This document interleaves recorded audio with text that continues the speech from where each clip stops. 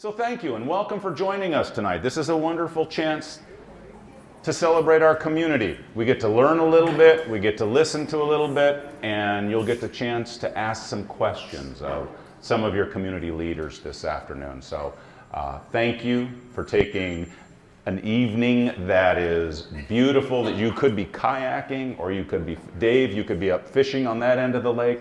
There's so many things to do, but you all have chosen to join us for this conversation, and I think, I've seen a couple previews of it, I think you're going to enjoy it.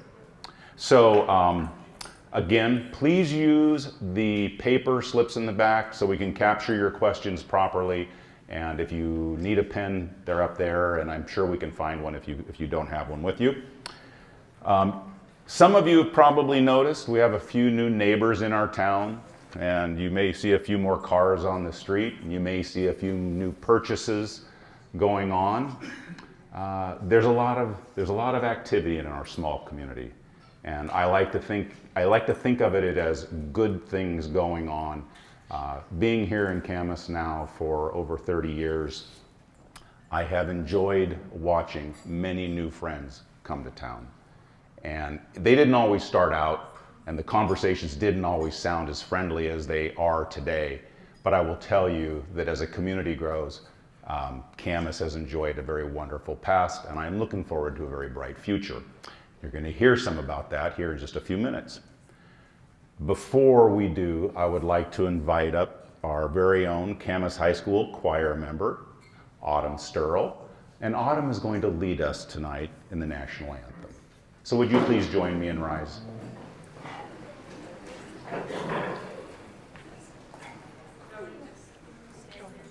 You can do that. You can use the mic if you'd like, whatever you prefer. I'm a little loud, so. Okay. Oh, say can you see by the dawn's early light what so proudly we hailed at the twilight's last gleaming, whose broad stripes and bright stars through the perilous fight o'er the ramparts we watched were so gallantly streaming, and the rocket's bright bellows bursting in air gave proof through the night that our flag was still there. Oh, say does that star-spangled banner yet wave o'er the land of the free and the home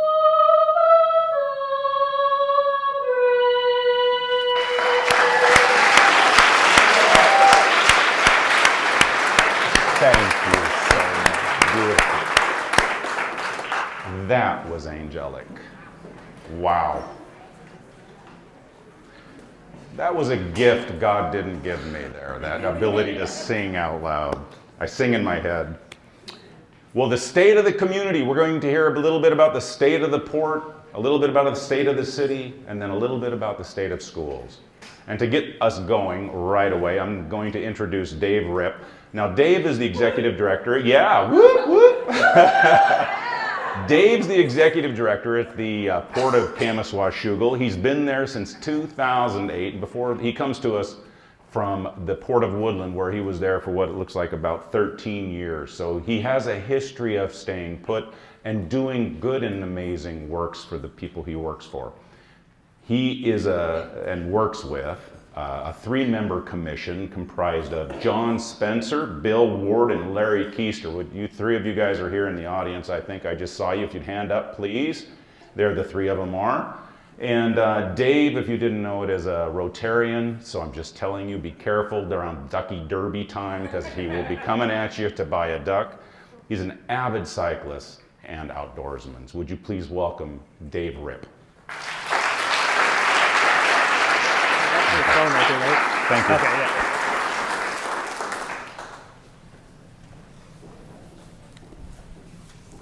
I think I'm going to take this one. I don't have to bend over to that one. Thank you. I appreciate that. I feel very fortunate to be a part of this community. I've been here almost 20 years and born and raised in Woodland, so I didn't move too far away from home, but I call this my home now and my community. So thank you very much. So as Doug had mentioned, these are our three commissioners, three great guys I work with, John Spencer, Bill Ward, and Larry Keister. Bill's our most senior. Him and I started at the port in 2008 together, so we've been almost 12 years together working on our development of what we've created then and now. So just a little bit about the port. We have basically three operating units that we generate revenue at the port. One being our airport, the next being our marina, and the other being our industrial park. One of the things that I'm excited and I always try to brag about is the revenues that these three entities generate, the operating revenues, cover all of their operating expenses.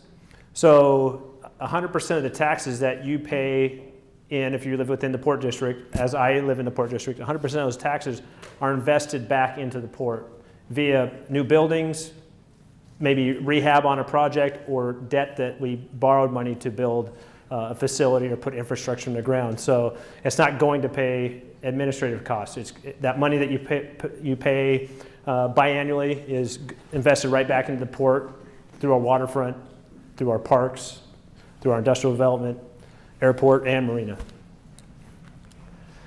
So this kind of gives you an idea how things are broken down. This is from 2018, but it kind of gives you an idea of the comparison of what percentage is going through the port versus all the other entities, the state, the cities, the schools, and the county.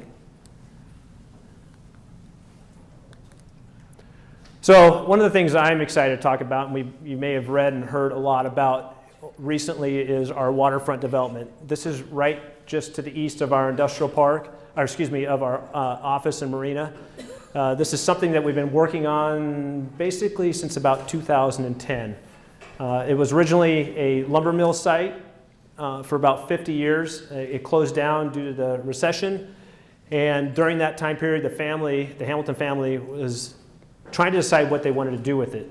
At the time, the port didn't really have the finances to just buy it, but what we were trying to do is find somebody that would be interested in buying it or develop it. So we were fortunate enough to apply for a grant through Ecology, and this grant's called an Integrated Planning Grant. This Integrated Planning Grant has basically two phases to it. One being looking at the cleanup of a site, but also the planning side of it. And the planning side really interested me because besides looking at what needed to be cleaned up, that due diligence part, we get to decide and ask the community what they would like to see in the property. And through those discussions, it wasn't, we want another lumber mill or industrial business park here. We want to do something that enhances what's there, but also allowing the public to be able to touch, feel, and get out there and see the Columbia River. So quickly, you can kind of see the breakdown of what it was at the time, the marina site, the Hamilton site, and then what we call the Killian site. But 2010, we went through that integrated planning grant. 2014, we did the cleanup. And through this time in 2015, we had applied for some grant money through the state to build our park and trail. And through that whole time period, we kept moving forward, knowing that we were going to eventually start working on a development of a site. And now this last year, about in December of 2018, so it's almost a year ago, we were able to purchase the remaining portion of Killian, because we basically owned half and they owned half of the Hamilton site. We purchased their half and we sold them some of port property that we had, which is now currently designated as a Killian site. So amongst that, we finished the trail and we started looking at master planning and how we were going to develop it. We've been doing industrial development since the port's inception. I've been doing industrial development for 25 years, but never really have done any commercial development. And I understand how to develop property, but having that expertise we felt was needed to help and make sure that we do the right things there on the industrial part. The waterfront. So the park put out a request for qualifications. We were able to do the interview process and chose a development firm out of the Washington County area called RKM. Roy Kim has a great team, very community minded. It's not about getting that big box store or anchor tenant in there. It's more about what does the community want to see? What does the community want to, how they want to have it developed? And if you've been following or watching our webpage, www.portcw.com, you can see how things are moving forward. I see a lot of familiar faces that attend those meetings, and I think they can attest to it, especially this last Monday when we presented our 3 concepts, that it's not about what we want, it's about what you want. So we started looking at working with RKM and working on some different concepts. Now the concepts I'm going to show you, these 3 different options, aren't options that, oh, choose one and not the other. What we're trying to look at when we show these options are, what things do you like in these options? Is there one particular aspect that you like versus in one drawing versus the other? And then our goal is during these next several months when we're having these public meetings and talking about how the master plan is going to develop is taking a meld of what everybody likes and trying to come into one certain master plan and also develop a phase 1 where we can hopefully start construction on a restaurant or retail or office space, hotel or something. It just, that's our goal, hopefully in 2021 to be putting a shovel in the ground and getting this site moving. So here's option A. It's just here, kind of, I'm not going to get into the details, but it's just a different layout. It's kind of a grid site, how they access in different buildings. If I went to here, you can kind of see a different layout. In this layout, we're trying to stay away from having, well, next one, well, this one, partially the street abuts up against the river, and part of it doesn't. But trying to have where the community, where you can sit and enjoy the river, not, if you're going to be in a restaurant, you don't want to be sitting in outdoor space and then a car driving by. And this next option kind of shows that. You can see the 4 small buildings toward the green space and after, right in here.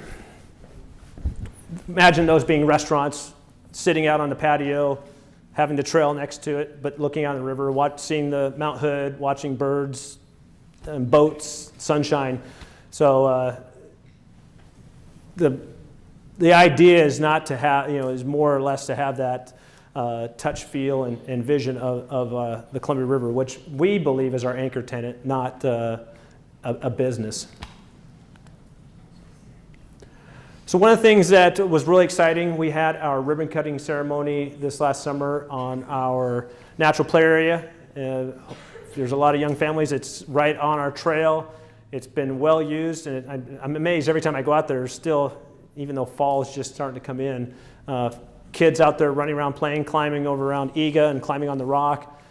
I have a picture right here. This was our ground baking on the picture on the right. There must have been over 100 plus people at that event that day, and it was lucky because it was raining up until about 3 o'clock. The sun came out, as you can see, and then it ended at 5, and I think it started raining again at 6. So we were very blessed to have great weather. But this is our crown jewel, we feel, of our waterfront trail and park, and I've heard nothing but positive things from families as well as kids.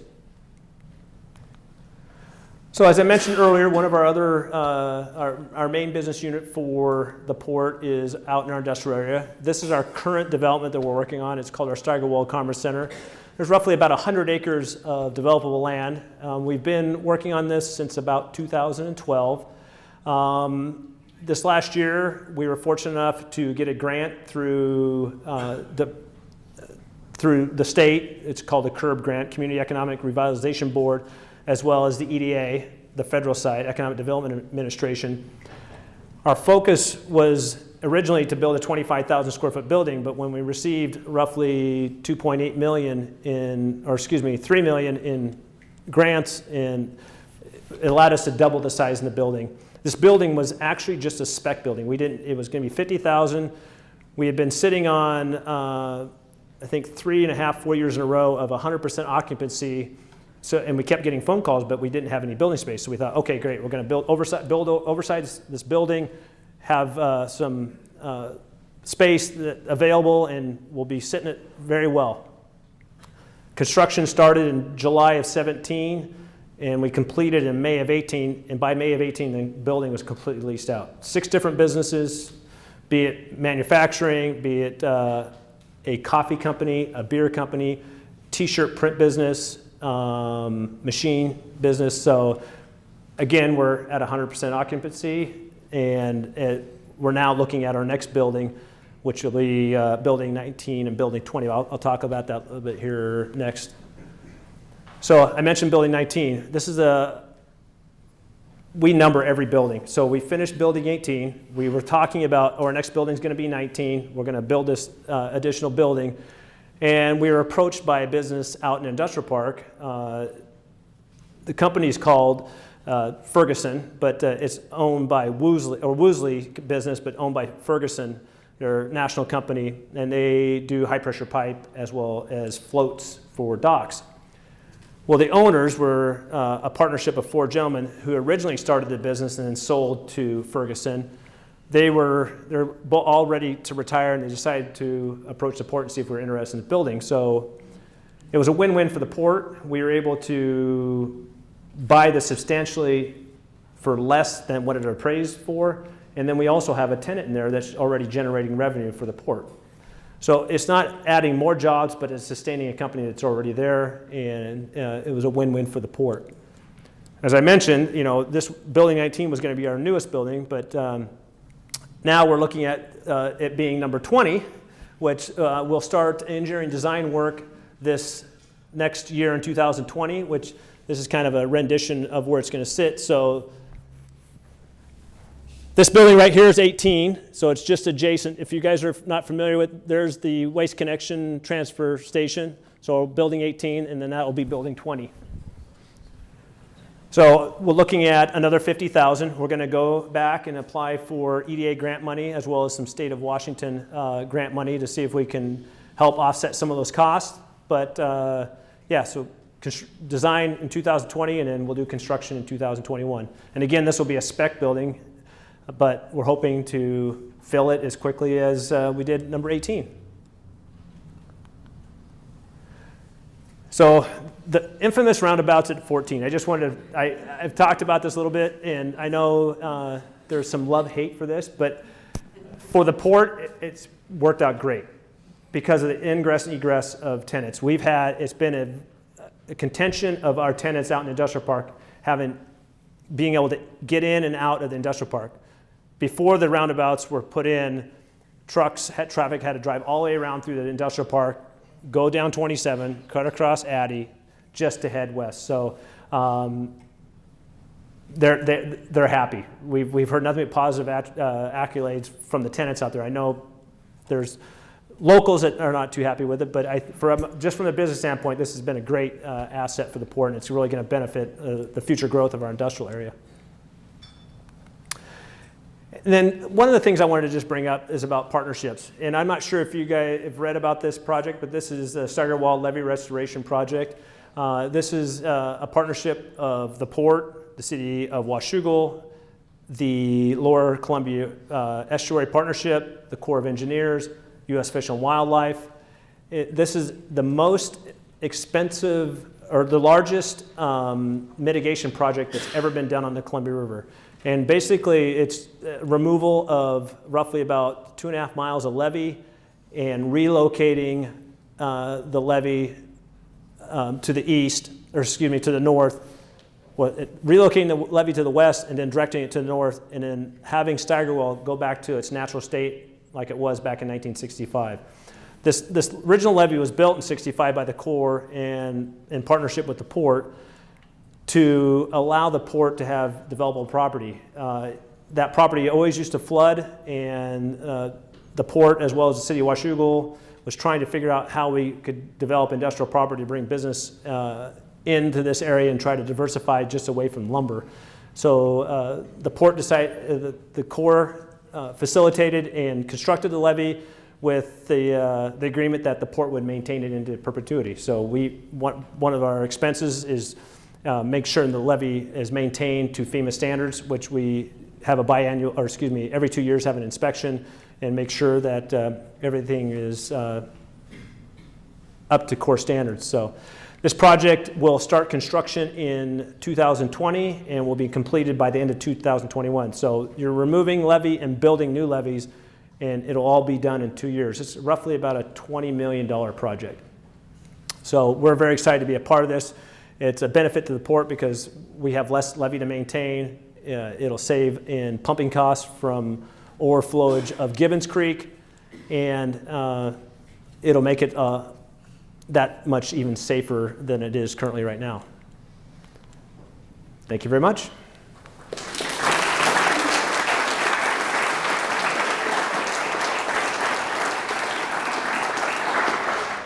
Thank you, Dan. Thank you.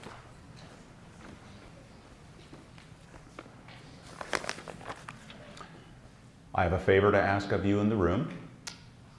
We have folks who are standing on the wall in the back.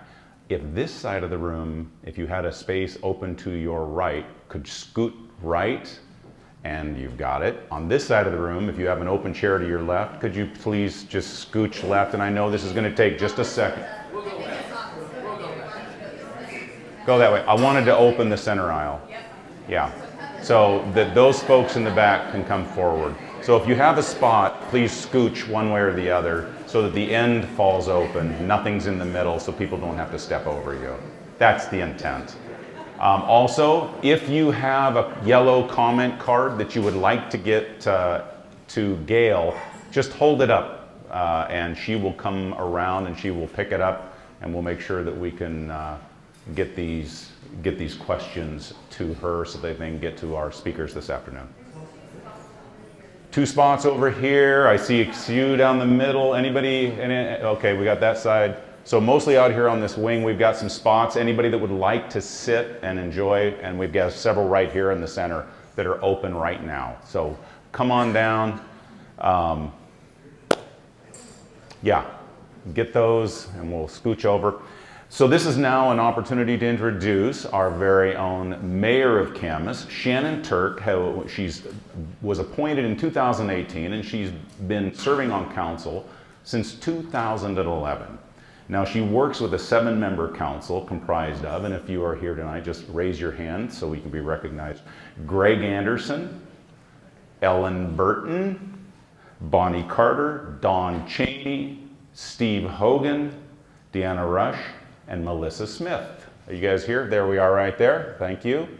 And with that, you should know that Shannon is employed by and has a day job with the City of Vancouver. She serves there as a management analyst. I'm curious what that does, but in addition to that, she spends a lot of time on a lot of economic development subcommittees, QUIDA. She spends time with the City and Schools Committee. She spends time on the Fire and Emergency Medical Services Partnership and with the Sister Cities Committee. So with that, would you help me welcome up Mayor Shannon Turk? Thank you. Thank you. Hello, everyone. I was just appointed in 2018, so this is my first State of the Community. I'm so excited that you're here because this is awesome. I know that you are here probably for one issue, but I just want to point out, if someone knows Scott Higgins personally, please let him know that there are way more people here than have ever been to one of his State of the Communities.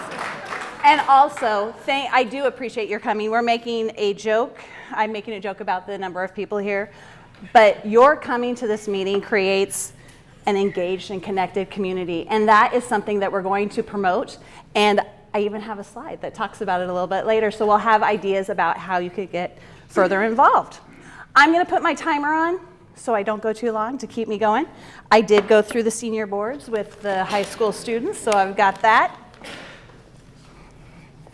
All right, here we go. So good evening. Thank you for joining us tonight. I am very excited to share our accomplishments and our goals for the upcoming year with you. I would like to start by channeling former Mayor Scott Higgins and announcing that the state of the community is good. We continue to build upon our past successes and invest in our city in line with our strategic plan. I hope that you have all received a copy of the city's report. And if you haven't, there are more on the table in the back. This report provides information on where your property taxes have been spent, as well as highlights some of our accomplishments from the past year. The presentation I'm about to give will address our future projects and topics that you will hear more about in the upcoming year. I am going to focus on 4 areas: infrastructure improvements, economic development, recreation opportunities, and communication. So first, infrastructure improvements. This isn't necessarily one of the most exciting subjects to discuss, but it is one of the primary responsibilities of the city. The infrastructure improvements that we will be working on this year enhance safety and traffic flow on our roads and ensure availability of clean water. We're going to start first with Brady Road. Now, this section of road that we will be improving is from the stoplight at Prune Hill Elementary Sports Park down to the stop sign at Pacific Rim. Those of you that live on the west side of Prune Hill will know this segment as the ditch road. This is the ditch road. All I have to do is say, it's the ditch road, we're fixing the ditch road, and you know exactly what I'm talking about. This is an old county road where we are widening the roadway. We're going to add bike lanes. We're going to add street lights and landscaping, center turn lanes and medians. Sidewalks aren't up there, but I'm sure we're putting sidewalks in too. The utility work is going to be starting any minute. It'll go through the winter, and they will finally finish the paving in late summer 2020. Now, I'm so excited. I'm so nervous. I have a story about this road. So I was appointed in July, many years ago, and I worked with a person who lived in Parker Estates, which is just a little bit south of this roadway segment that we're working on. And once I got appointed, she kept saying, what are you going to do about the ditch? What about the ditch? Are you going to fix the ditch? Who do I need to talk to get this ditch fixed? And as we got closer to the winter and the icy conditions, she kept saying, okay, someone is going to get hurt on this ditch. What are you doing? And so I went to Mayor Higgins and I said, hey, what are we doing on the ditch? I've been getting a lot of comments on the ditch. It was one person, but a lot of comments on that ditch. And so he told me, yeah, we're working on it. We're trying to get stuff going. A couple months later, he comes to me and he says, hey, it's looking good. I think we got a grant. We're going to be able to design that road. We're going to be able to fix Brady Road. It's going to be awesome. I'm like, great. I go to work. I tell my coworker, I'm like, hey, we're going to fix Brady Road for you. It's going to be awesome. I work for the city of Vancouver. I've worked for cities and municipalities for almost 25 years. I know how long things take. I went to her and I'm like, yeah, we're going to fix this road. It's going to be done. That was in 2012. And now we're actually going to get it finished in late summer 2020. So projects take a long time. And I want you to remember this story because I'm also going to bring it up with a slide at the end of the presentation. Very close to Brady Road, we are going to be building a 2 million gallon reservoir. It's a water reservoir that will be nestled in between the land east of Sharp and west of the nursery at Hidden Gardens. And this is important because there's been a lot of growth in West Prune Hill, in the technically the Grass Valley area and the North Shore area. And what this will do is it will provide storage that will allow us to be able to meet our fire flow needs and our peak demands in those areas. This is not a sexy project, but very important to our city. Next, the Lake and Everett Road roundabout. This is this roundabout that's right here, out at this light. Many of you have come to open houses to hear about this and have seen this video. If you haven't, let's take a moment to go through. This is us heading up north, going through the roundabout, going towards the high school and Ledbetter Road. And so the primary goal of this intersection, or this roundabout, is to improve intersection safety and efficiency for all users and modes of travel. This includes pedestrians, you'll see pedestrians able to get across, access to the adjacent recreation areas. So we're coming up at the bridge, they're turning us around, and now we're driving south, coming from the North Shore area. We have gone through an inclusive community engagement process to seek input on design alternatives. This particular design that we picked out minimizes impacts to the community, surrounding properties, infrastructure, and the environment. Design is currently at 60%, with final design and permitting anticipated to be completed in first quarter 2020. Construction will begin in late spring 2020, with project completion in 2021. And now this project is the first step in the plan towards economic development in the North Shore area.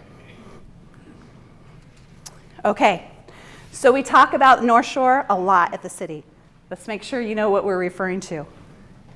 This is the area outlined above. It's north of Camas Lake from the western boundary of the city to SR 500 in the east. It actually goes a little bit beyond SR 500, but that's a good visual so you guys get an idea of where it's going to be. It ends in the north at the city's boundaries. It also includes a little section. It comes down to this Bridge Village area. That's what we're calling this little commercial area just to the north of the bridge. I thought it was a fantastic name, Bridge Village. Anyway, so it will also include that piece. So a sub-area plan is a concentrated planning effort for just this area. And this is a big deal. And let me tell you why. Because in the 80s, we are Camas that we know today, because in the 80s, the city leaders at that time had the vision to annex land into the city and develop infrastructure in the Grass Valley area in order to diversify our economy and decrease our reliance on the mill as our primary source of property tax revenue. Their efforts created family wage jobs in our community and set Camas up as the great place to live, work, learn, and play that we are today. The success in Grass Valley area has prompted the city to look for other areas where we can bring in family wage jobs. Believe it or not, there's not a lot of large buildable lots remaining in Grass Valley due to topography and other wetland issues. The sub-area planning that we are embarking on now in the North Shore is our version of the original 80s plan. So we are looking to set up our city for the next 3 to 4 decades.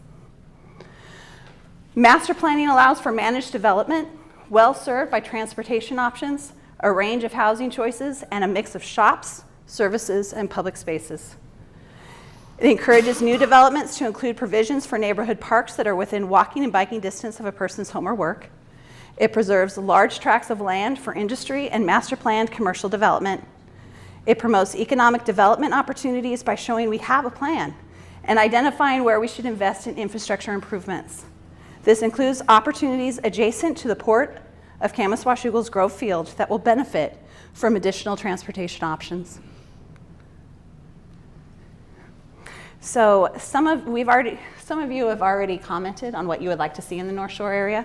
We've already started to collect those comments. Thank you to all who have participated.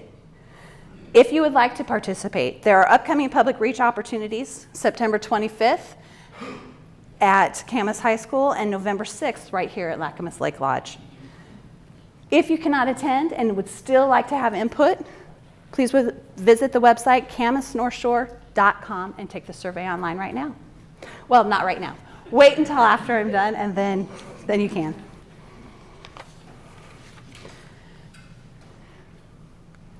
Recreation opportunities. One of the big projects that we will be working on in the future is a community and aquatic center. And I am very excited to be able to talk about this today. This is an idea that has been decades in the making. This is a chance to invest in our community in a proactive way, provide opportunities for seniors to be active and socialize as part of an aging in place strategy, gives our children and teens a chance to play sports for fun through intramural programs, increasing their activity and connecting them with friends instead of what they hold in their hand, and allows us to ensure that all of our children in our city know how to swim and view our community center as a destination for fun diving instead of swinging off rope swings or jumping off rocks into our area's many lakes and rivers. This is a 78,000 square foot multi-use facility.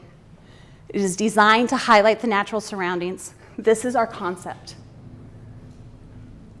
And it is beautiful. That does not mean that things are not going to tweak or get changed in between, but right now, to me, this looks awesome. It will include a recreational pool, a competitive swimming pool, indoor running track and sports courts, cardio and weight room, and a child watch area. The rooms for programming, for taking dance lessons, for learning how to paint, for holding community meetings like this, that this room is just a little bit too small, it looks like, to accommodate. We are going to be asking, we did put a bond on the ballot and asking you to pay for this.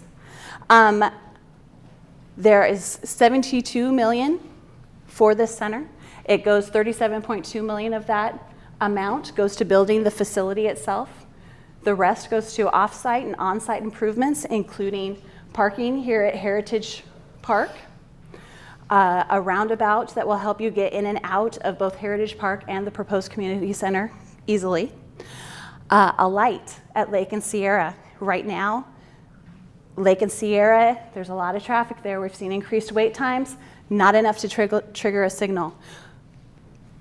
But as part of the community center project, we would include that light in the construction. Those costs are in here. It also includes $6 million for field renovations, for putting turf into existing parks, putting lights there. One thing that I've heard consistently since I have been on council is that there are not enough sports fields for our kids. This ballot measure will address it. Now, I know this topic will generate some questions at the end of the meeting, so I'm going to stop my comments here and wait until the end when I can provide you on the questions that you specifically want to know. Legacy lands. This is another of those terms that we use a lot in the city. This is a land that we are acquiring north of Lacamas Lake, kind of highlighted in that yellow circle there, that will not be developed and will instead be preserved as parkland for future generations. This is our legacy. I think of it as Central Park. It's an easy way to think of it. In Portland, Forest Park. A place where we all get to enjoy and benefit. This area serves as a primary trailhead and recreational land use area on the north shore of Lacamas Lake. It provides a 7-mile trail system that surrounds Lacamas Lake and allows for regional connections for bicycling, hiking, and jogging. Future development will include concessions for canoes, kayaks, bikes, food, picnic facilities, water access, viewpoints, a fishing pier, and children's play areas. Basically, anything that you would want to have a fun day at the lake will be provided there. This is the next one. I'm especially excited about this. This is communication. You have told us, we have heard repeatedly, that we need more communication. You need to tell us more. And we are listening to you as part of that communication. And there are a couple of things that we are doing.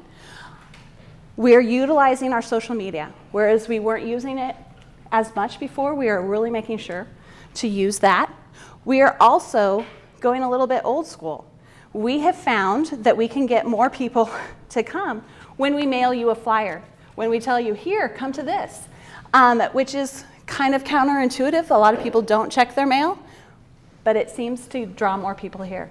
So we are using mailers. We are also going old school one other way. We used to have ward meetings. We resumed them again this year. Now, some of you may not know that Camas is divided into 3 wards. There are 2 counselors elected from each ward and a council member elected at large. They are elected by wards simply so that we are sure that we have a diverse cross-section of our community, that not all of our council members live in one neighborhood. They are not elected by wards so that they can represent only the interests of that ward. Every council member on the council represents the city as a whole. It's just an easy way for us to distinguish when we say by wards. So we instituted ward meetings in the spring.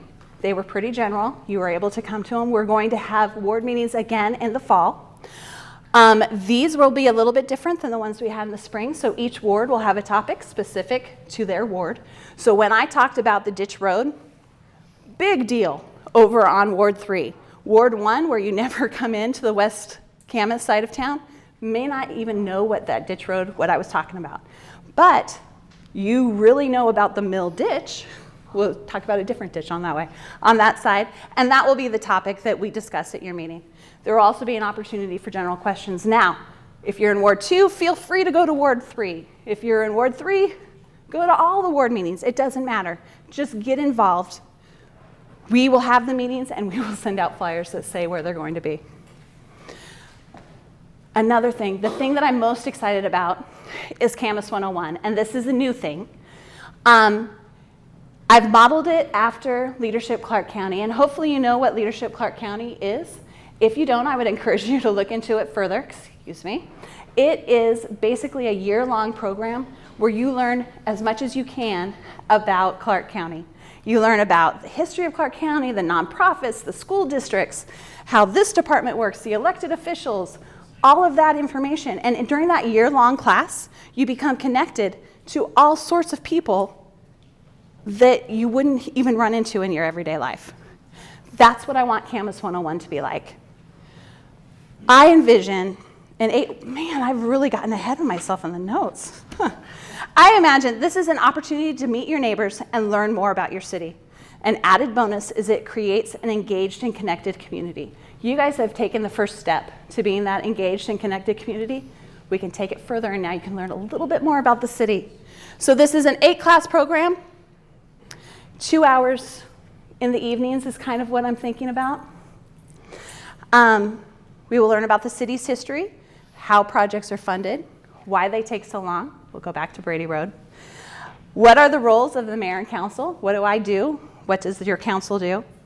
And about city departments in general.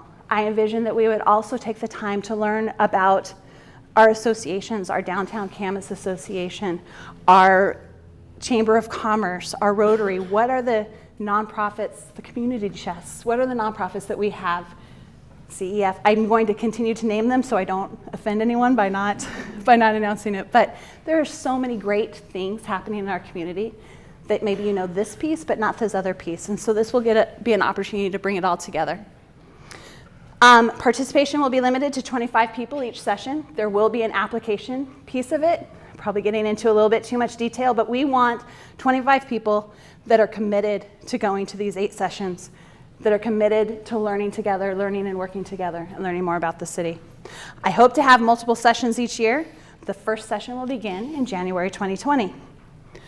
So as you can see, there are so many good things happening. I hope you are also excited to hear about the infrastructure improvements on Brady Road at Lake and Everett and for water storage.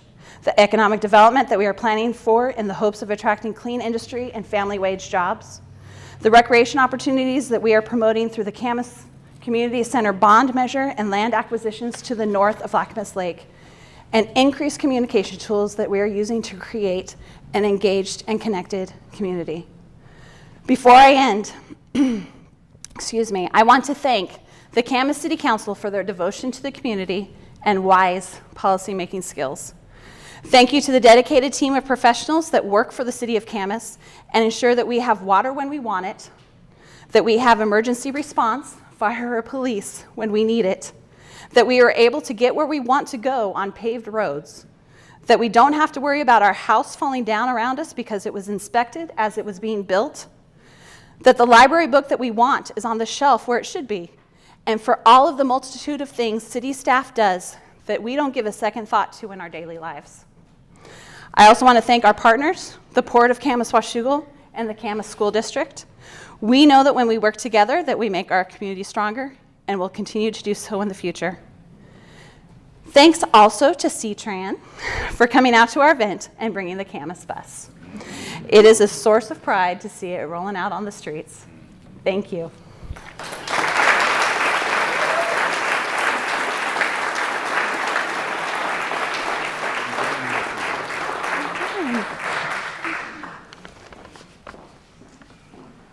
Did you guys see the bus on the way in tonight?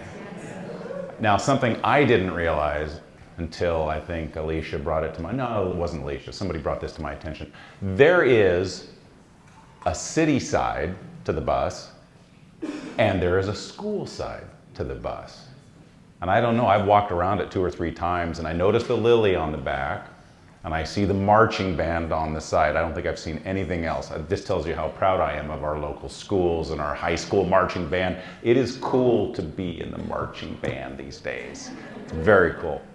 Which leads me to our next and final speaker of the evening, and I'm going to remind you all, Gail is still there. She's looking for more yellow tickets. If you have a question, please feel free to hold it up or shuttle it back if you would prefer, so that we have your questions, so that at the end of this meeting, as soon as Jeff is done, we can get to questions.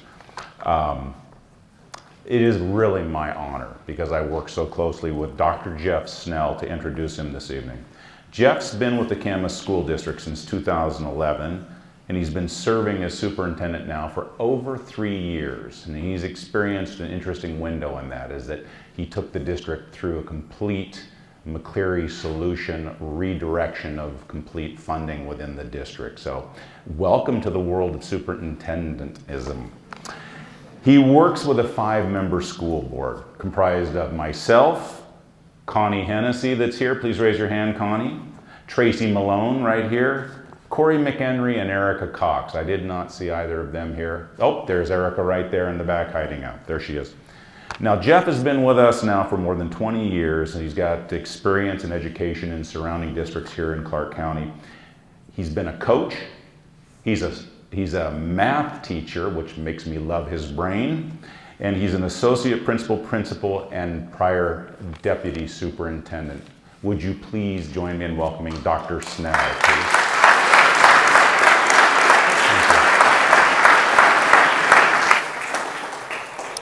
Thank you, Doug. It's an honor to be able to be here. I think it's a pretty unique situation. When I talk with my colleagues around the state, not many superintendents get to do a State of the Community with colleagues from the port and the city. So we're in a pretty special community that we think about things collectively together, and we're willing to take on complex things and issues together. And I think I'm really proud of our community as we rally around difficult conversations. And it's kind of the spirit of what we want our democracy to look like, is on a Thursday evening, a full house of people that care about kids, care about community, care about the future.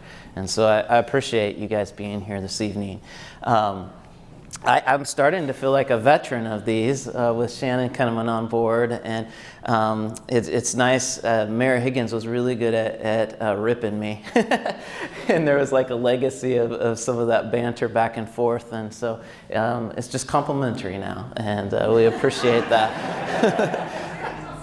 Yeah, but it was a lot of fun with Mayor Higgins as well, and my predecessor, Superintendent Nerland, that really did a good job of thinking about the community and being really forward-thinking. So we presented our slides tonight as a resource for you in the audience, and hopefully to engage you, but also as a resource after tonight. And so sometimes there's a lot of content, and so in my presentation there's some links and citations. If you're curious about things and want to explore it a little deeper, then you have that opportunity. The other thing I want to offer is that we're always interested in conversations, and I know from all 3 of us that if you have questions or if you have ideas, we want to meet and talk about those things. And today it seems like we share a lot of those ideas on social media, which is important, but it is difficult to have a dialogue sometimes in that platform. And so I love talking with people and understanding their concerns and their needs, and what works for them and what doesn't work for them. So here's that mighty marching band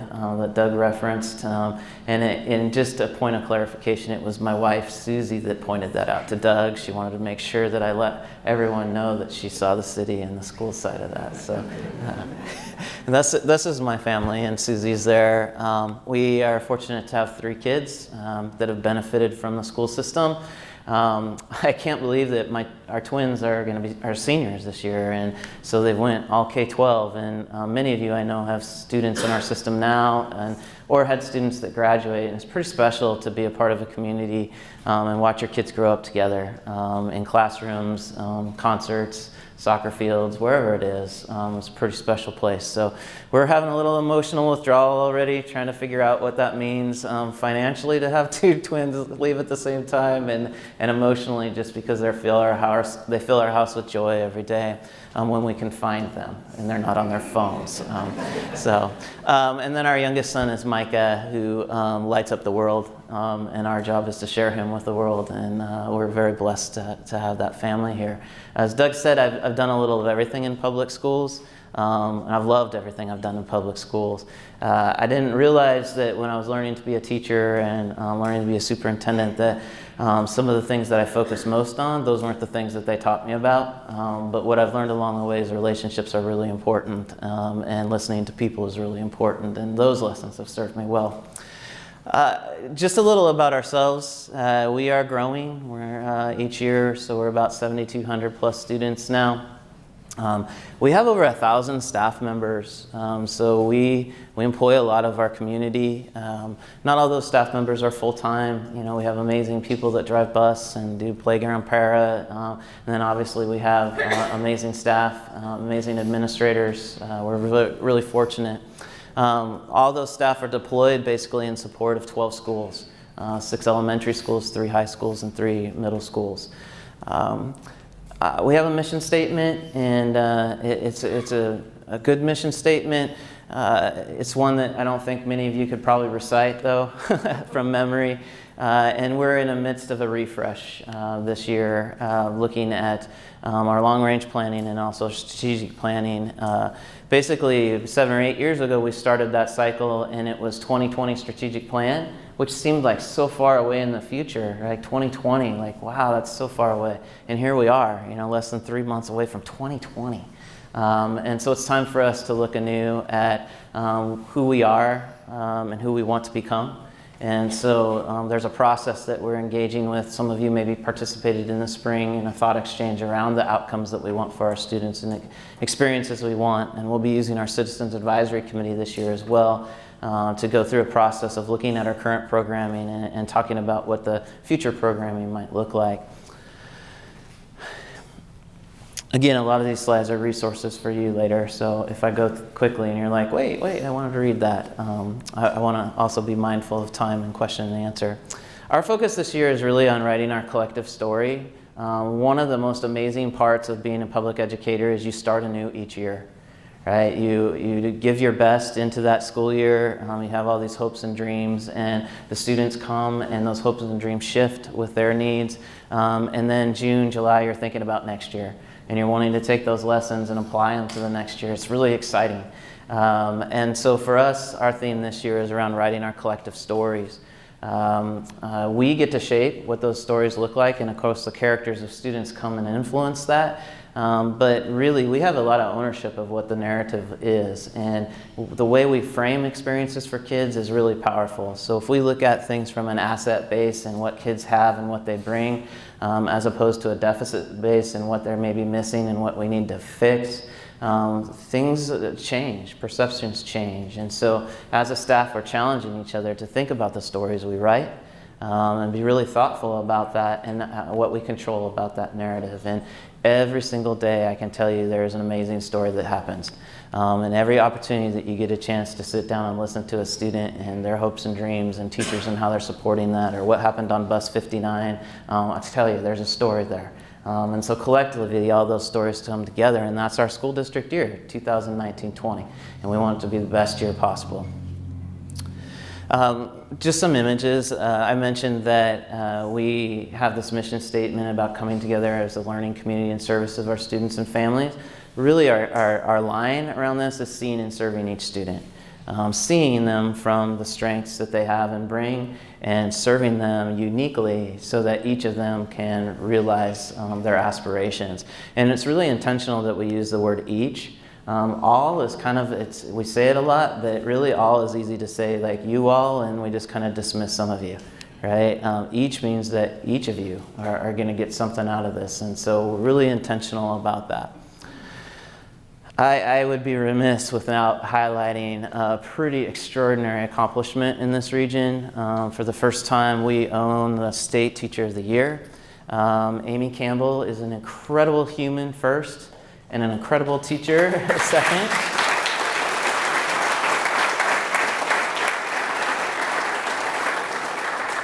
Truly, she represents the best of us. We're really excited that she gets a platform to advocate for public education in general, but specifically for Camas School District and the students we serve. The world really needs to look out because Amy's voice doesn't really need to be amplified, and yet it will be on the national stage. She gets to do some incredible opportunities this year and represent all of us.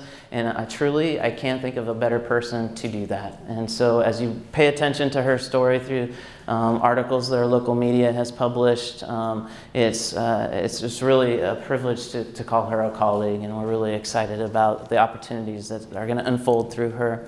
And she really represents a collective staff that's pretty extraordinary. Each year when we start anew, I mentioned that we're excited about these cycles, and so we are always asking ourselves the question of like, how are we doing? And we're looking for metrics related to that. And I just wanted to start with kind of a high level look and then kind of get down to the individual level. And so each year there's a publication called Education Week that's kind of a center of research and innovation and curation around professional education. And so they rate states and do so on a variety of indicators. And so Washington as a state is trending up. Ed Week is pretty critical, even though we're trending up. We had a C+, which really wouldn't fly here. But we're ranked 17th currently as per this in the nation. And so the average grade for states is C. So that just puts some context of where you land as a public school system. Another way that we assess how we're doing is the state public education, the Office of Superintendent of Public Instruction, has a set of indicators that they monitor as well. It's called the State Report Card.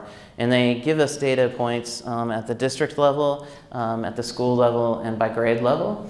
And it looks like this, and you can download it online and look at any school.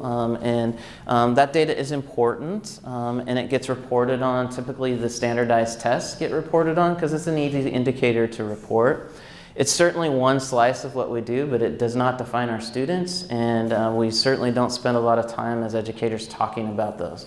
It's interesting because even though we're intentional about not talking about it, this is how a lot of people judge school systems, and so it kind of creates a culture of like tests are really, really important, and our students feel a lot of anxiety around tests, despite our efforts of trying to say you are more than a test.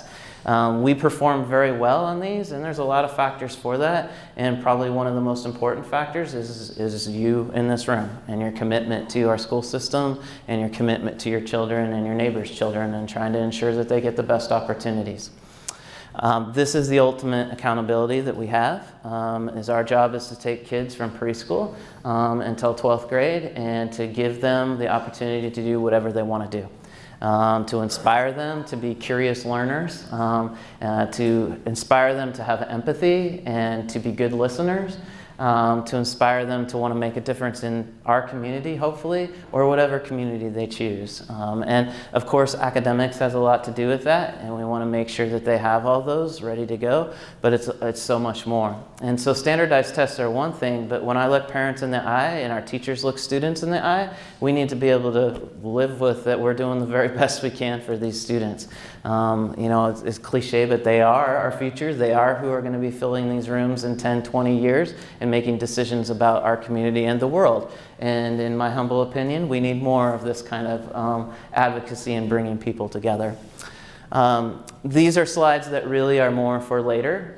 If you want to delve in, I took the OSPI report card indicators that they give us and looked at our neighboring districts here in Clark County to try to understand, like relatively speaking, how are we doing? And then I did the same thing for like-sized districts across our state. It's interesting that there's only 6 districts that are in the 7,000 range, and Franklin Pierce actually just went above 7,000. And so you can kind of see, if you want to poke around on that, how we measure up. One new factor of the report card is they actually include per pupil funding. They didn't do that before, and that's part of the McCleary decision that Doug referenced, that they're looking at finances a little differently. So you can look at and compare how districts are funded. And you may be surprised that we're not really funded as well as other like districts. And so that's something in this new model that we have to wrestle with. Our school board works really hard, and I'll talk a little more about some key decision points that we have related to financing our great schools. We have 4 main focus areas this year, and of course it sounds really great to put 4 focus areas up, but the reality is each of those have like times 1,000, it feels like. There's a lot going on in a school system and a lot that we want to keep working on and improving, but really 3 main buckets that support the 4th bucket. And the first one is around that long-range and strategic planning that I mentioned. The second is around sustainability. The third, I'll give you an update on the bond that was passed in 2016. And then finally, it's our mission of seeing and serving each student. So when we talk about sustainability, I have a slide just with some key decision points that have occurred over the last 4 to 5 years. Back in 2017, we passed a levy. At that time, it was called Maintenance and Operations Levy and a Technology Levy, and we passed that at nearly 70% approval. Thank you for that. After that happened, then the state decided to change the way public schools are funded in the state as a result of the McCleary court case decision. There's a whole book about that, right? And so if you want more detail, please reach out to me, or our board members would be happy to talk about that as well. What that meant for us is that locally that levy started to fluctuate. Our board currently and long-standing in the past have always tried to think about tax rate from a consistent basis, like trying to deliver a consistent message to our voters every year that they know that they can count on. This is what taxes would look like, and this is what you get from taxes. Unfortunately, because of the changes at the state level, that has been very volatile for you over the last 3 or 4 years, and probably will continue to be volatile for another couple of years until we can start to steady that out again. Part of the reason is the legislature set the cap limit at $1.50 per thousand in 2019, and then in this last legislative session they moved that limit up to $2.50 per thousand. And so as a school board, they're put in a position of trying to figure out, like, how do we rectify that? We have a voter approval rate, but when that was happening, the state property tax was low, and so then the local went down and the state went up, and so you've got all this going on, and our board takes really seriously the trust that you place in our school district. And so over the next several months, they'll be wrestling with this decision to try to determine where do we set that rate, because if you may have heard that we went through a budget reduction process last year. We ended up reducing about 4.5% of our budget. Our budget's roughly around $100 million, so it's really easy on the percentages, and that's difficult. Nobody wants to go through a budget reduction process, but we also need to be fiscally responsible and create sustainable patterns for our schools. And so every dollar counts, and we are asking for input related to this. Our board I have a group of representatives, stakeholders that are coming together and studying this and telling me what they think, and I really appreciate their leadership on that. And just another comparison, going back to that data point, part of a challenge for us is that our fiscal data is really lagging. So we get 17 to 18 data, we get 18, 19 data in March. So the comparisons have changed, but again, when you look at the funding and expenditures that we're receiving, I think people would be surprised to see that this is where we stack in Clark County, and this is where we stand across like-sized districts, what they call medium-sized districts across the state, 5,000 to 10,000 students. If people are interested, the League of Education Voters is trying to project forward the effects of this transition on the funding model, and so they have a really nice interactive site. It's linked here that you can play around with that. I'm not 100% sure how they're getting their data because they're projecting it forward, so you have to kind of take it with a grain of salt, but it's a resource out there that if people are interested in. So that's kind of the right? It's collectively we're going to figure it out, and we're going to continue to have great schools here, and we have some work to do and some tough decisions around some of those things. 2016 bond. So we, all these projects were approved February 2016. Again, thank you so much for your support. This has been a tremendous bond and able to add a lot of resources to our community and address overcrowding. All the things above the line are things that have been completed already. And I highlight the yellow thing because in our bond package, we did not talk about an additional middle school. But because of where we positioned the Discovery High School, we were able to repurpose a Sharp building, an office building, and make it a middle school. So that's a complete bonus part of the bond, which is really helpful as we continue to try to manage growth over time. So really excited about that. The 3 projects that are left are below there. Just a couple of images. This is Lacamas Lake Elementary. If you haven't had a chance to get out there and you have young children or grandchildren, I really encourage you to go out and play on the playground.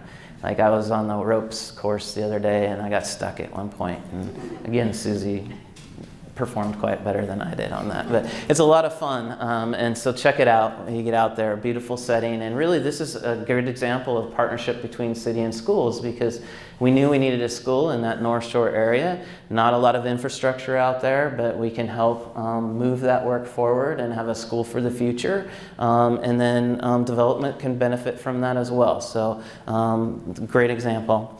The next image is Discovery High School, if you haven't had a chance to see that. And just adjacent to it is Odyssey Middle School, another tremendous asset to the community. Lots of conversation around high schools and interest about what does our future look like that. How do we accommodate growth? Do we have 2 comprehensive high schools at some point? What does that look like? And so that's a part of our next bond cycle, is really answering that question collectively together. Garver Theater is, if you're a longtime community member, maybe you benefited from a concert or a production there. It's an amazing space. Unfortunately, we had to close it because of safety for earthquake specifications, and so part of this bond is to bring it back online. It's really about bringing it back online. Don't have expectations that this is the Taj Mahal or anything, right? We want to open it up, and a lot of, like Shannon was talking about, infrastructure isn't quite as glamorous to do seismic upgrades, but it's going to be open, and the cool part of it will be when the students fill it with, right? That'll be the exciting part.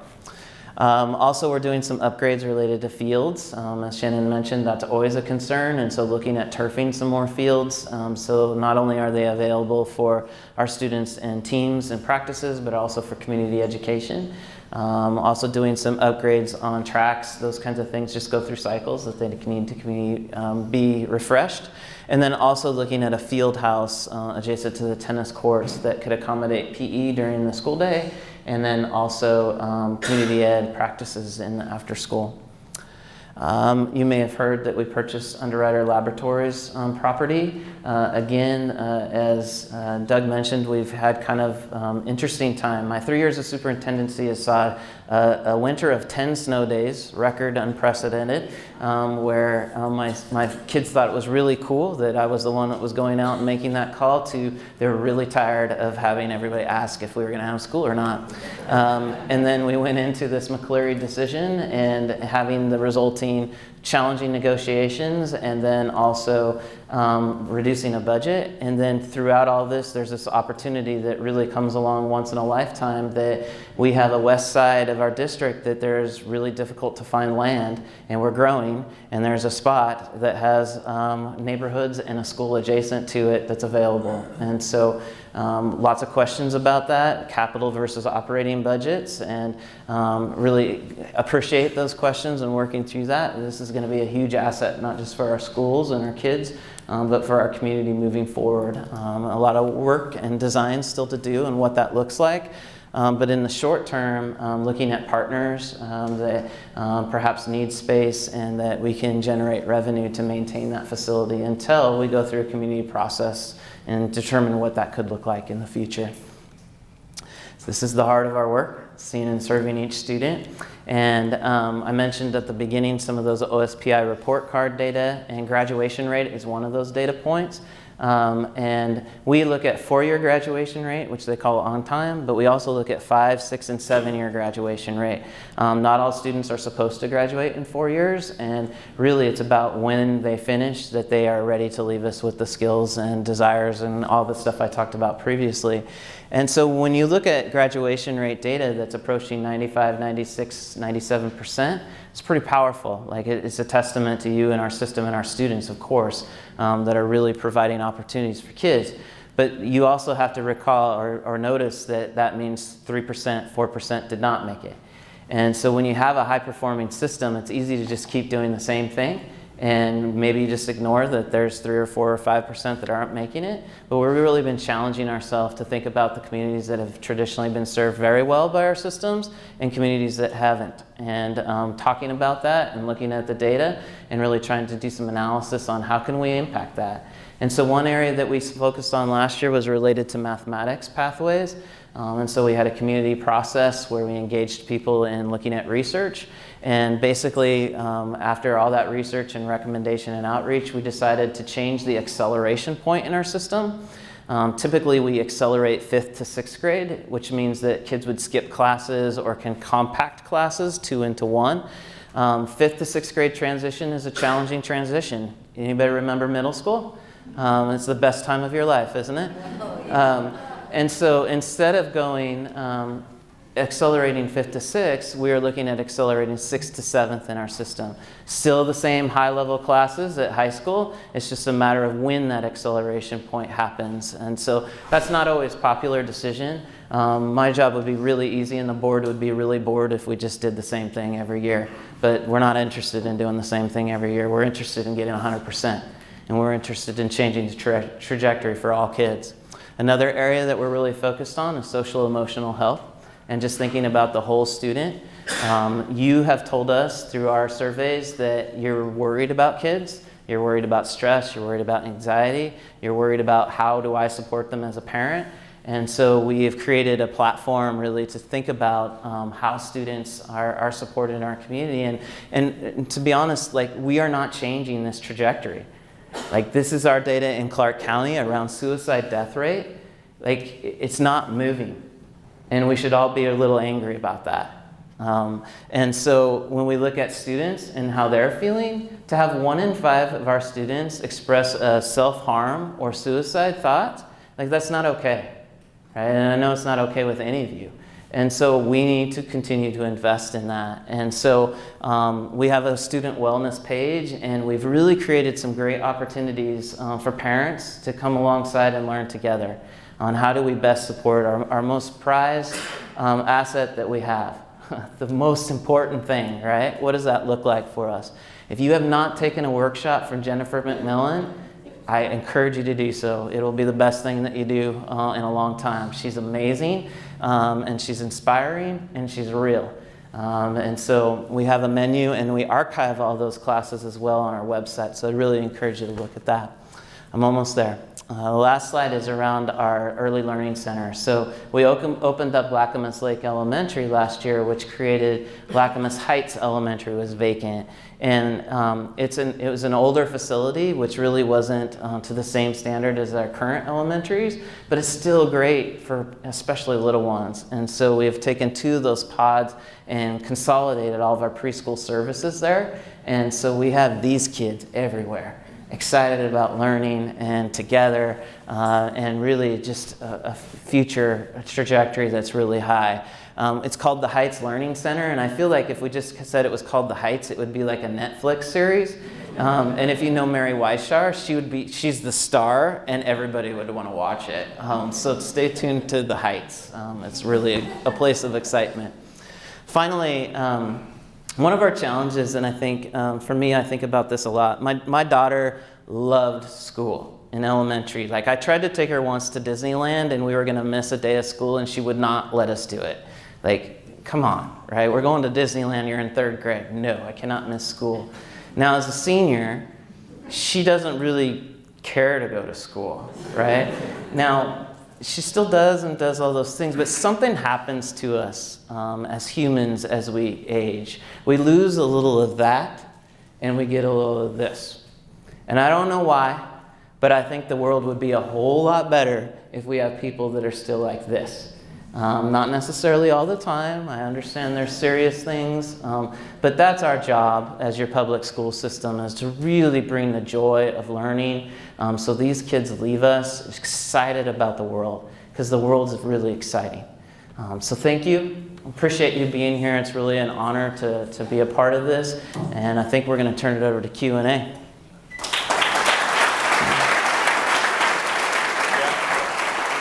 Thank you. Yeah. Very nicely done. These are questions. Yeah, I will.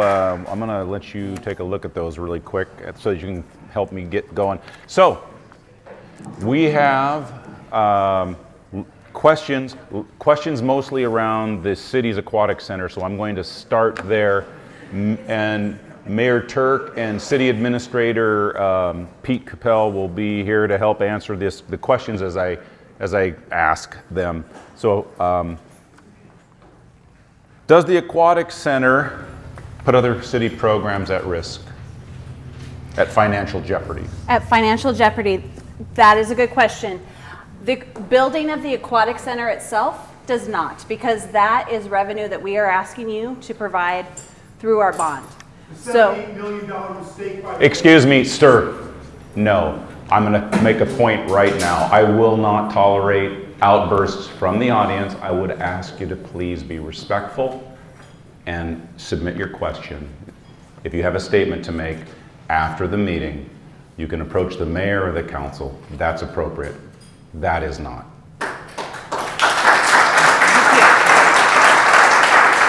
I noticed that it was kind of difficult to hear me. Is this better if I speak into this? Okay.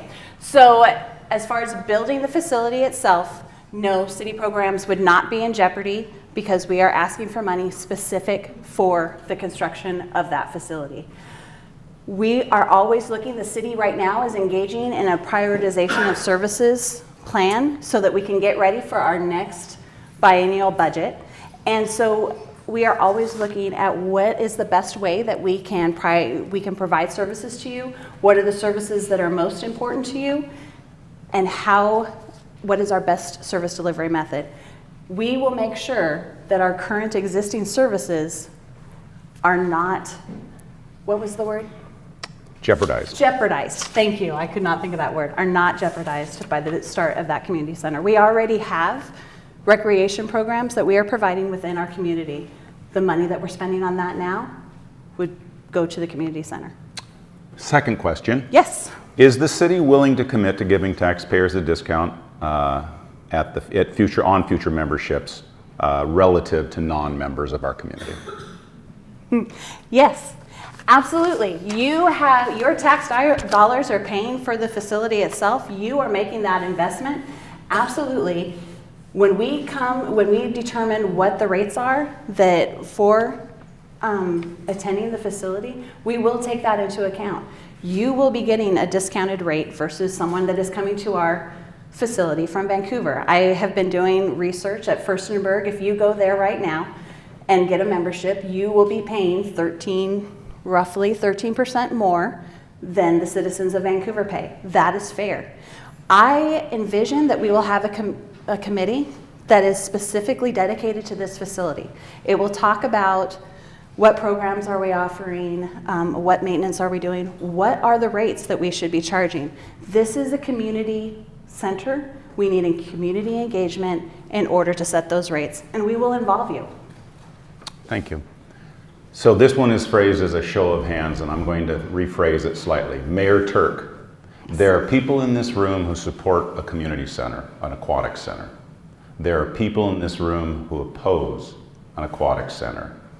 Can you please tell me what you would say to each of those people? Well, for the people that support the community and aquatic center, I say thank you. You are probably one of the people that have filled out our community surveys and told us over the years that this is a high priority for you. And we have listened to you. We have pulled information together. And this is the best proposal that we could put together, this concept. A lot of people people that are supporting, thank you. We've heard you, we've heard your surveys. I'll move on to the people that are not supportive of the community center. And to those people, I would say, I'm asking you to trust me.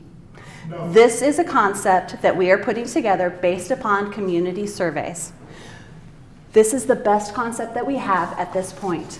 There are $78 million for this facility and the sports fields improvements. It's a concept. This is the highest amount. The ballot measure is the absolute highest amount that we can collect. It's like getting pre-approved for a house.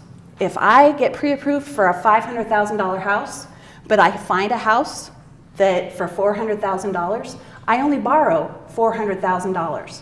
So the 78 million, huge ask. I get it. But if we don't ask for that amount, then we might not get the center. People have told me that quite frankly, they've told me I'm stupid. You should not have asked for such a high amount. It's never going to pass. You should have asked for $50 million and then fundraised to get it up there.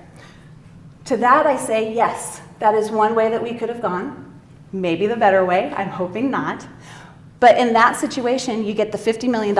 I know of facilities in this area that have plans for a competitive pool sitting in the drawer. They've never fundraised. They're never getting that competitive pool. So by making it 78 million, it is a risk. But I'm hoping that you trust me, that we are going to put together the best plan we have on the best site. I know that there are questions about sites. I'm so excited we're going. I know there are questions about sites. I know there are questions about what specifically are going to be done in this community center. We are going to answer all of those questions. I'm asking you to trust the city. And if you don't trust me, trust the city council. You have 7 amazing people with diverse backgrounds, with diverse interests that keep me in check. That's their job. We have a system of checks and balances. We're all working together. This is where we're going. We can talk about different locations. We can talk about different things that are happening after the ballot passes.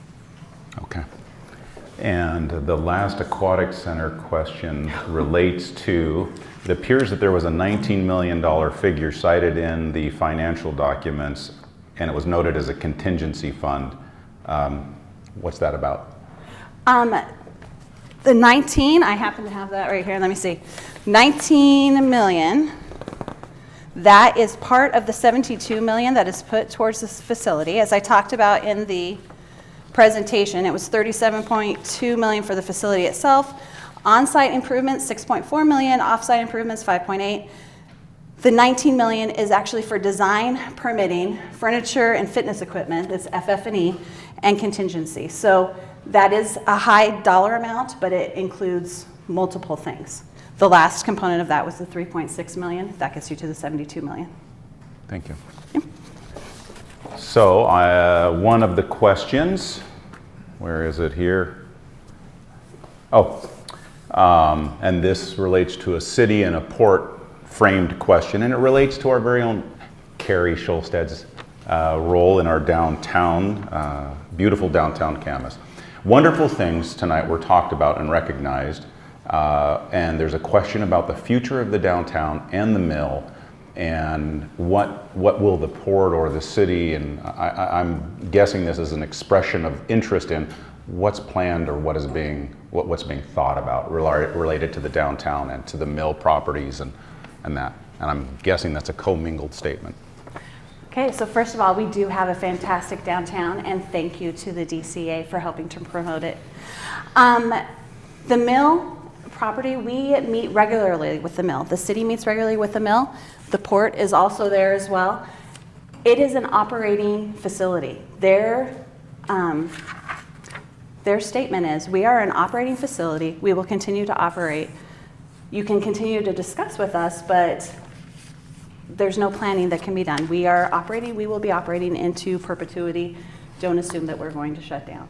We will continue talking to the mill. There's lots of great property there and great partnership opportunities.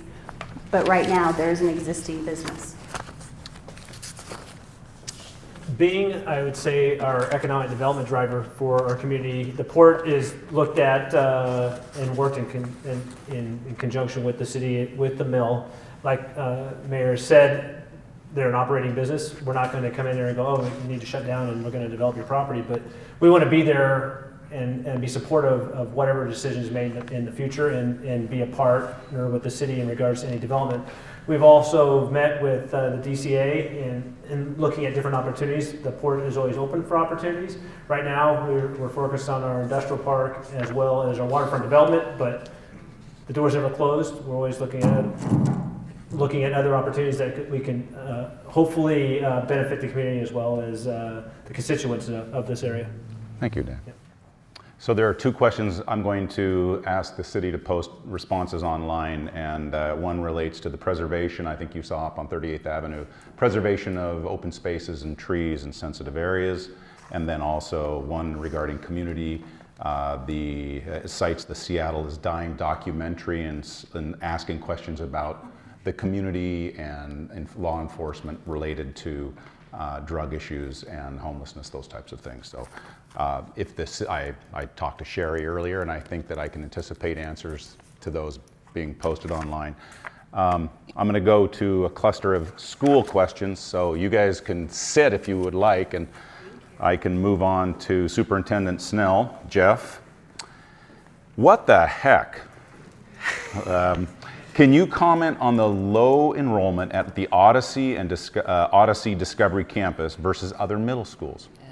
So Odyssey and Discovery are the new high school and middle school that I mentioned in the presentation, and so we have intentionally been scaling up those classes with each new coming 6th grade class. And so our 8th grade class is smaller than the 6th and 7th graders, just because as you're establishing a new program, it's not an easy lift. You have teachers that are teaching differently, and it takes a little bit of time to get that into place. So when it's fully up and running, we would hope that we would have about 300 students, 100 per grade level at the middle school, and up to 150 at Discovery High School for a total of 600. So it'll take us a couple of years to get there. Thank you. Next question is, how and when will new schools be built? And this is specific to the areas of Round Hills and then the UL parcel. So let your board in on that tonight, would you? Well, the board tells me. No. Basically, what happens is that when our enrollment starts to trigger capacity issues, then we start to put together a bond proposal. How we do that is we engage community, we solicit volunteers who would like to serve on the committee, and then we bring them together and we look at all the enrollment data, we look at the trends of growth, and then we start to identify where schools could potentially need to be built. So that's why having property is so important. In the last bond cycle, we did not have property for a comprehensive high school, nor did we have enough students to warrant a second comprehensive high school. So that was an option that really wasn't on the table. We did acquire the property in the North Shore area, so we knew that we could build Camas Lake up there. And that was a site of high growth when we looked at trends. And so we do that analysis, put together a bond proposal. Ultimately, the board chooses to endorse that proposal, and then we put it on the ballot. When the voters say, then we go ahead and execute the plan that was developed. So it's usually about a year to a year and a half process from start to hopefully voter approval, and then we begin to start construction. This question relates to the school district's recent changing of start time at the high schools and other schools, buildings in the district. And the question is, has there been any thought to conducting a new survey to determine where parents fall regarding this switch and the effects on families? Doing another survey. Yeah, so just historically, so we spent 2 years through our Citizens Advisory Committee exploring research related to sleep and start times. And so that committee made a recommendation to our board about pushing back secondary start times. We waited a year to implement because we knew that Discovery High School and Camas Lake were coming online and bus routing was all going to change as a result of that. And so, yeah, we did a ton of community outreach related to that, and bus stop analysis. Actually worked with the PUD to add lights at some of our stops in the rural area and collected a lot of data. Investing in that and making the change is something that we continue to take feedback on, but it's not something that we're changing after 1 year. And we put a lot of time and thought, and the research is very compelling around that. We continue to have surveys just in general around what feedback is, and we haven't received much feedback related to the start times. And so if that's something that people are passionate about, they just need to let me know. And specifically why and what's the concern. A lot of the concern in the initial was just around like changing schedules, and my work schedule works this way, and now how do I figure this out? And then there's just some kids that need more sleep and some that don't, and so it was impacting families different ways. And so we really worked to listen to those concerns and try to address it with different kinds of community ed programming and care, so that we were really supporting families through a big change. Anytime we change a schedule, it's challenging for everyone. So I guess more to come on that as it unfolds, but we're a year plus 3 weeks into implementation. I'll return those to you. Okay. So that's the end of the written questions that were submitted. I want to thank you all for coming out this evening. I want to thank you for your civility this evening. There's some very emotional topics. There's a lot of time on some of these topics to get forward and to get out in front of them. So I encourage you to stay engaged. We have our superintendent, our director, and I think the mayor is back here someplace. We have city council members all over the room. We have school board members in the room, and we have port commissioners in the room. I encourage you right now, if you have an opinion and you have a voice, to catch them and talk with them, please. Thank you for joining us this evening. Good night.